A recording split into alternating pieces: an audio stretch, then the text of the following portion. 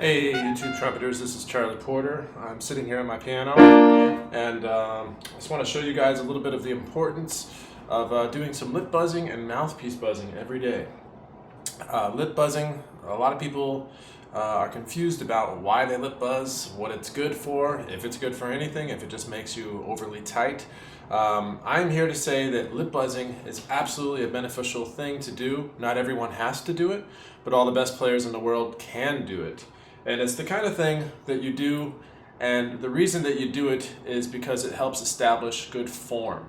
So if we were doing any other kind of exercise other than playing the trumpet, let's say we were curling and working out the biceps, the first thing a good instructor would do would be to make sure that you're using good form. If you're doing all this kind of stuff and you're pushing your elbow into your body and you're displacing the weight onto other muscles, then they're going to make you aware of that. The problem with having a mouthpiece on our face is sometimes it can obscure what's actually happening form-wise with the lips.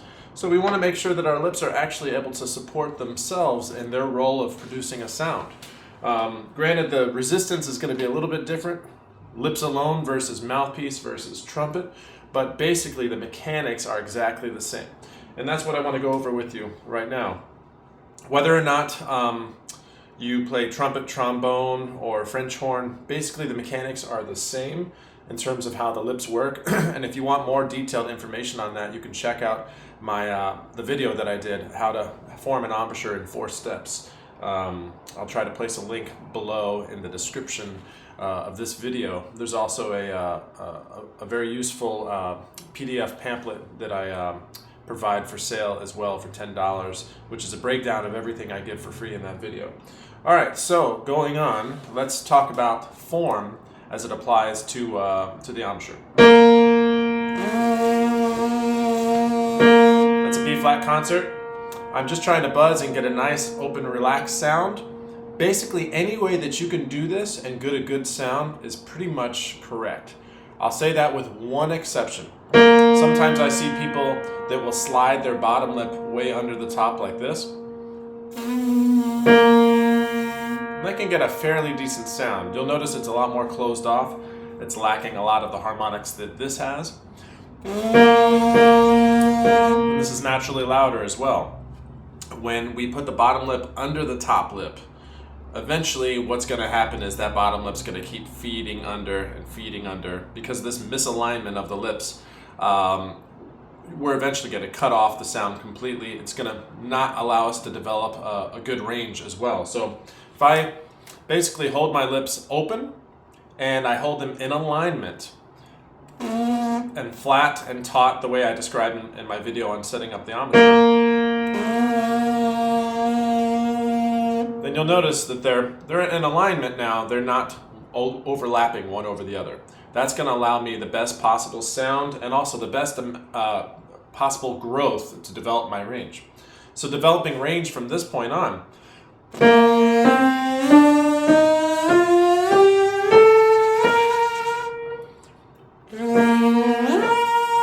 you'll notice from one B flat to the one above that, I don't have to actually roll my lips in. I don't have to do any kind of big, large movement with my lips.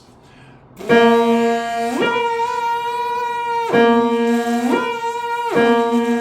fact, the movement that I'm really doing, other than holding my lips open in the way that I described in the video, which is basically it's basically a balance between holding the lips open and trying to close them at the same time. Farkas referred to this as a puckered smile. Farkas was a guy who made a book called The Art of Brass Playing, which I've referred to in some of my other videos. So, but basically, on top of that, how are we getting higher? We're getting higher, as I mentioned in my previous video on embouchure, by pulling the lips in towards the teeth more, and so that it creates kind of an effect like a string on a guitar fretboard. Okay, so if you're playing a guitar and you shorten the string by going up the fretboard, and you're making that string length shorter, kind of the same thing is happening as we bring the lips tighter and tighter into the teeth. So we have less lip vibrating as the lips come in tighter towards the teeth. So the movement I'm really doing as I go higher is this movement. And the beauty of doing this kind of movement is that the amount of the red of the lip virtually stays the same. So there's the least amount of movement possible because it's this kind of movement. So let me demonstrate two different ways of doing this. If I was to move a lot, you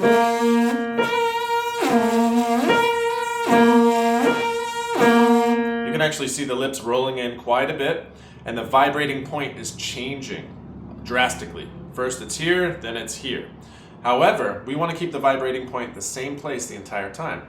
So the easiest way to do that is to try to play in a way where the red stays the same, but in fact it's just pulling in tighter towards the teeth, like so.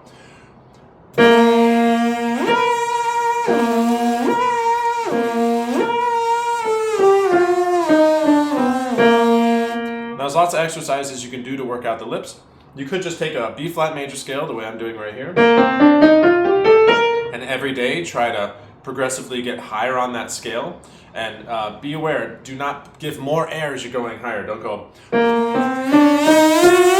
If you do that, you're going to be blowing the lips apart and you're actually going to be working against yourself. So progressively, every day you could work on going higher up that scale. Think about going softer and think about focusing the lips inward towards the teeth, like I said before, but not towards each other too much. If you do that, you're going to start blockading that air, and it's going to be hard to actually produce a buzz if your air is getting restricted. And again, the beauty of doing this without the mouthpiece is we can actually see what's happening. We can see our problems, our faults in our embouchure without the mouthpiece pinning everything together, right? If we're relying only on the mouthpiece to hold the lips together, then we're missing a big part of fundamentally what should be helping us play the trumpet, which is form of the embouchure. So, what I like to do every day is play a little bit of the stamp exercises. In fact, the preliminary warm-up exercise from the stamp method, the James stamp method, is it's great. It just gives me a focal point.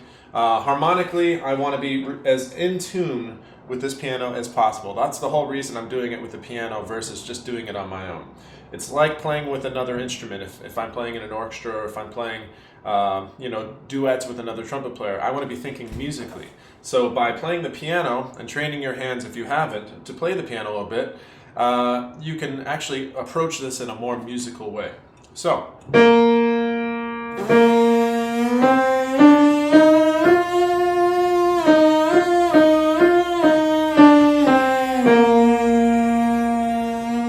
Oh, I see my focus. Autofocus is wandering. There we go. So if you heard that, you heard everything was in tune, right? I'm trying to be as in tune as possible. Then, keep going.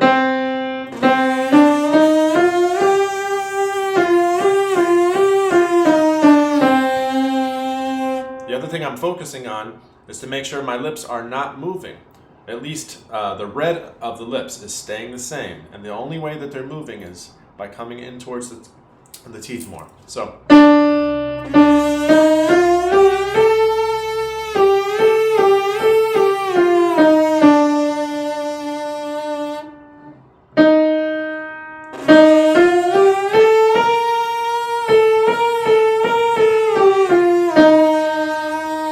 Another thing I like to think of when I'm doing these is that I'm not buzzing different notes.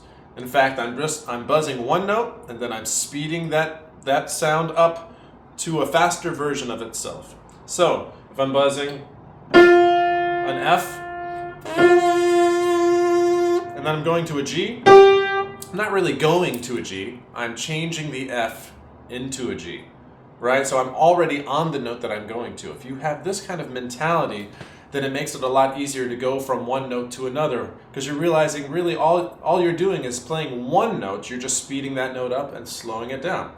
So if you think this way, then you can think really connected with these exercises. Even if you're following the little steps that James Stamp writes into the exercise, denoting the change of pitch almost in an instant, there's still a connection there. Even with a step, there's still a connection of the line.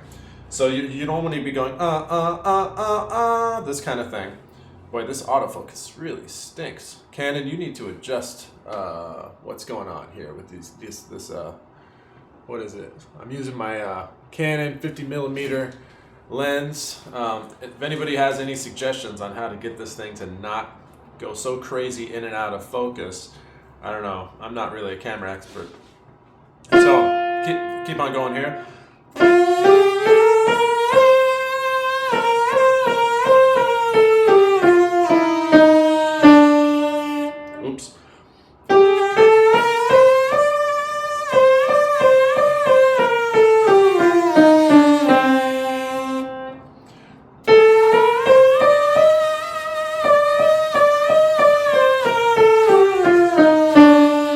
as you keep going and keep going, you're going to reach a limit where your lips cannot really hold that note anymore. Maybe if you're just starting off, it's hard for you to even just get a B flat out. All right, but progressively going up this every day, following the kind of the ideas that I'm showing, that I'm presenting in this video of staying flat, not curling in too much, not changing the vibrating point, but simply pulling back towards the teeth more. And again, if you want more information on that, on how the embouchure works, please check out my video, 4 steps to building a Brasswind embouchure, or whatever the title is of it. The next step after that, of course, if you're using the stamp method, would be going to play the mouthpiece. And in playing the mouthpiece, you really want to be sure that you're using the same mechanics that you're doing when you're playing just the lips by themselves. So, just to reiterate, if I'm doing this, I have no mouthpiece holding my lips together. But if I do put the mouthpiece here, that doesn't mean that now I just completely relax and just let this piece of metal hold the form of my lips. If I do that, my sound is not going to be as full and as controlled as it could be. Plus, even if it did sound good, the problem is going to get worse as I start going higher on the mouthpiece, because then if I'm just relying on the pressure holding everything together, then you guessed it, that pressure is going to have to grow exponentially as I get higher. However, if I'm using form, then that form just has to hold. So, I'm going to think of using that same form on the mouthpiece now.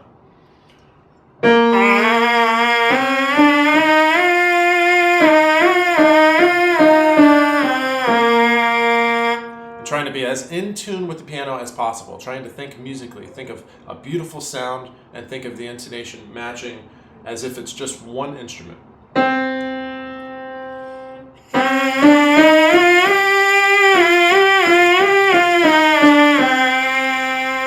The beauty of practicing the mouthpiece in this way is, yeah, we're working on form a little bit, the way I just talked about, making sure that we still have form even though we have this piece of metal on our face, right?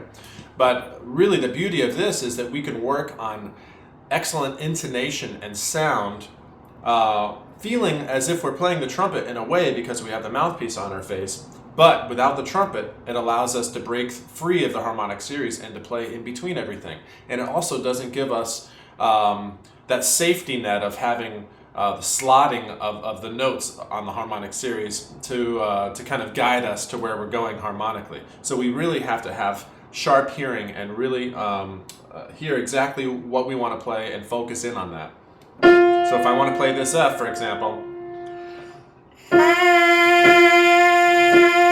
this is going to help me to build my muscle memory, which is based on the sound of that F, versus, okay, let me just find the slot on the trumpet that works the best and let the trumpet do the work for me.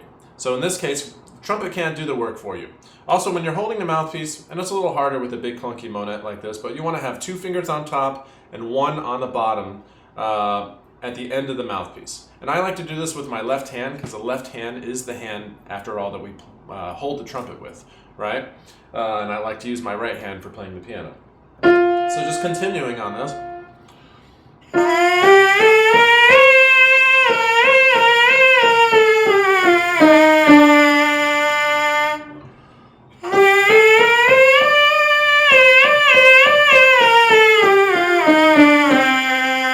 And as I play up higher on the mouthpiece, I want to be sure that I'm not pressing more as I go higher, but I'm relying on form, that I'm not letting this form collapse. If I let that form collapse, then sure enough, it's going to be the pressure that starts to take over and holds the lips together.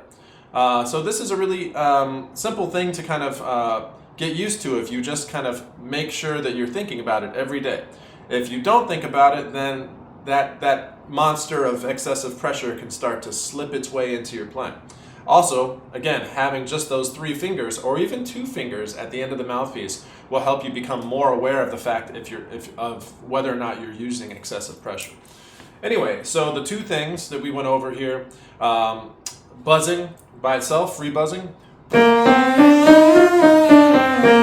and mouthpiece buzzing. One works on form, regardless of having the mouthpiece holding everything together. The other one we want to incorporate form into, and we want to use the same mechanics, but we want to get the feel of actually playing the trumpet without the harmonic series locking us in. And those are the benefits of those two ways of practicing buzzing. I would also recommend to then apply those same things to melodies. Don't just have it be the scale. It could be a melody. This is a great one I like to do.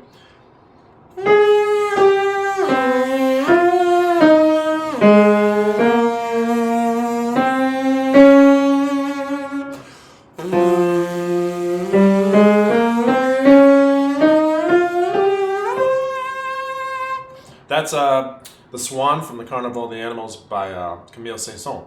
So if we did the same thing on the mouthpiece,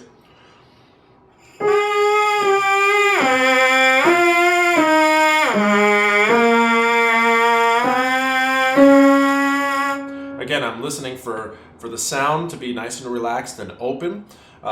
Mechanically, I want to have my lips nice and flat and taut, but always having a nice airflow in the middle to allow for that beautiful sound to come through. The more beautiful you sound on your lips and on your mouthpiece, the more beautiful you're going to sound on the horn. If you're practicing buzzing like this, that's not going to help your playing. In fact, it's going to help you to only get tighter and more tense. If you're practicing mouthpiece like this,